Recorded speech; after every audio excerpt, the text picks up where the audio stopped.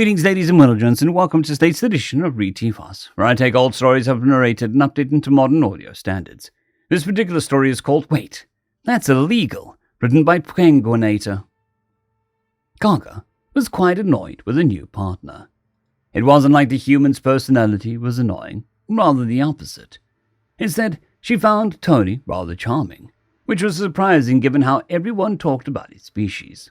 Their mandatory acclimation week before setting out had been fun, and Karga had been looking forward to spending more time with him. After all, the protocols had already been written in great detail by the company, and the shipping lane they had been assigned to was relatively quiet. With no supernova or pirates to look out for, it was going to be a nice month with a new friend. And it was, for about 3 hours, after which she popped into the cockpit to check how the engine temps were, and saw what Tony was doing. Wait, that's illegal. Tony leapt forward in his seat, grabbing the controls. He frantically checked the ship's systems. Wait, where? He exclaimed. You, Karga yelled back.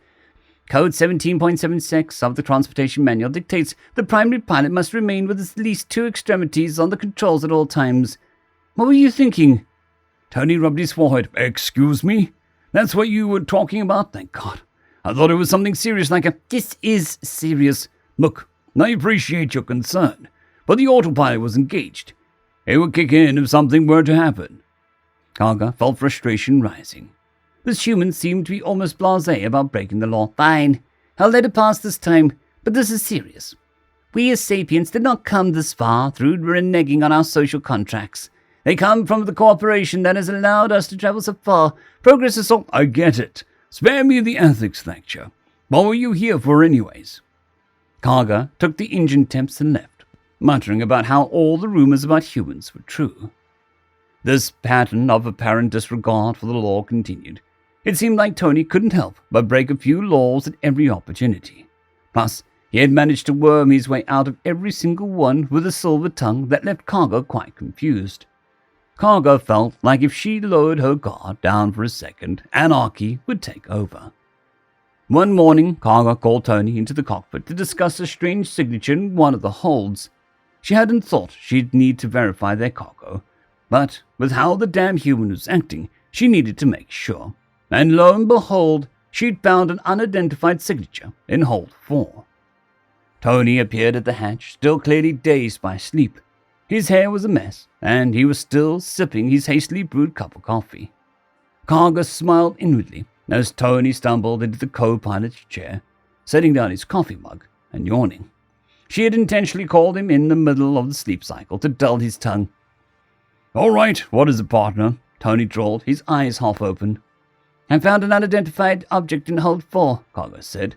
Smuggling is a clear offense, and you can't talk me out of this one. Tony frowned. Hold 4. I swear I put it... Wait, that's illegal. Tony sighed. Yes, you could say that. I did smuggle something on board, but it was because it was too big to carry on my personal effects. If you'd let me explain... No, not that. Your cup. Karga pointed the coffee cup Coney had left in the dash. There's a clear violation of code 18.65. Open liquid containers must be kept 2 meters from the main console. Are you kidding me? Why are you so anal about these things? Why can't you just follow the rules? Karga shouted. She could feel her temper building. I do follow the rules, just the ones that matter. They all matter. You can't pick and choose what you want to do. Karga was furious, and this was saying something, as Barita, such as herself, rarely even got angry. That's called judgment. So your judgment decided you needed to smuggle something into cargo 4 as well? Yes. Anyways, I had to put it in hold 2. Plus, I'd gotten it out as soon as we cleared port. Whatever is in hold 4 isn't mine. Karga froze. So you have no idea what's in the thing in the hold 4 is either? Tony fell back in his chair. No, I don't. One of the grease monkeys probably forgot to scan it. Karga shook her head. The goods are automatically tagged. Scanning it is just for our records. It would be identified either way. So what would that signature be if... Boom! The explosion rocked the ship, throwing Karga and Tony from their seats. No! Groaned Tony, putting himself up. Let me guess. That was at hold 4. Karga pulled herself back into the chair. Yeah, we have a breach. The inner door held, and the cargo is mag-locked in, so we should be fine. Suddenly, her readout started to flash red. That's strange. The inner door's been damaged. It was fine a second ago, Cargo tapped the console. What could have done that? Tony leapt to his feet. The same reason a bomb was planted. Pirates. They must have control of our systems. We have to move. No, shouted Cargo. Code 19.18 states that in an event like this, the pilots must lock down the cockpit and wait for help. No can do, partner. You think if they can breach the inner door of a hold, a lousy cockpit door is going to hold them? Tony overrode the lockdown and grabbed Cargo, lifting her with surprising strength. She barely managed to gasp, "Wait, this is illegal," as he sprinted down the hallway, carrying her like a sack of segtos. Tony tore through the galley at blinding speed and leapt into their living quarters. He swiftly tossed Cargo onto her bed and pulled a large case from under his own bed. Cargo moaned. She felt like she had just been tossed in a meat grinder. As she slowly sat up, Tony pulled something out of a case. "What is that?" Cargo groaned. "This baby is a REL 224, an automatic electrocaster. It's what I smuggled on board. Be prepared and all that." Cargo's eyes widened as she took in the weapon. Every angle was lethal, and its triple barrels only served to accentuate that. "Wait, that's illegal."